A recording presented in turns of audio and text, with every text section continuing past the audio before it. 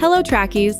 Today we have a good news for you. You are now able to accept payment from your customers using VIPs. The best part of it is that you do not need to sign a separate agreement with VIPs or pay any transaction fees to VIPs. Additionally, the process of collecting VIPs payment is exactly the same as what you are already used to. And in this video, I will demonstrate it to you. So this is the interface of the Track payment terminal that you are already used to.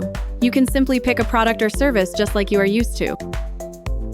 You can even change the price.